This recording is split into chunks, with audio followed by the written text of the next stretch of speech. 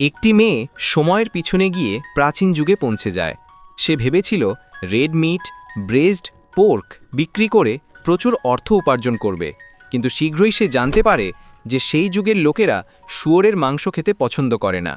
সে তার রেস্টুরেন্ট খুলে নতুন নতুন খাবারের মাধ্যমে অনেক গ্রাহককে আকৃষ্ট করেছিল, কিন্তু তার প্রতিযোগীরা তার সমস্ত রেসিপি চুরি করে এবং দাম কমিয়ে দেওয়ায় সে গ্রাহক হারায়। প্রতিশোধ নিতে সে তাদের রেসিপি নকল করার চেষ্টা করলেও খাবারগুলোর স্বাদ খুব খারাপ হয়। তখন তার মাথায় একটি নতুন ধারণা আসে। যেহেতু লোকেরা শুয়োরের মাংস অপছন্দ করে, তাই এর দাম সস্তা।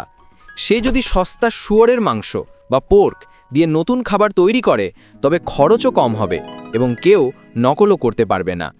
শুয়োরের মাংসের দুর্গন্ধ দূর করার জন্য মেয়েটি প্রথমে পোর্ক সেদ্ধ করে ব্লাঞ্চ করল, তারপর মশলা দিয়ে ভেজে ব্রেজড পোর্ক তৈরি করল। নতুন পথটি লঞ্চ করার পর মানুষের কাছ থেকে তীব্র বিরোধিতা আসে, কেউই তা চেখে দেখতে রাজি হয় না।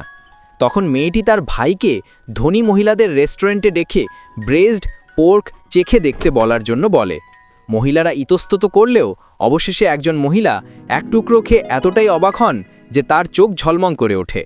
অন্য মহিলারাও তা চেখে দেখেন এবং চমৎকার স্বাদ তাদের মন জয় করে নেয়। বাইরে থাকা সাধারণ মানুষও তা চেখে দেখার জন্য উৎসুক হয়ে ওঠে। অল্প সময়ের মধ্যেই সেই রেস্টুরেন্টটি অত্যন্ত জনপ্রিয় হয়ে ওঠে।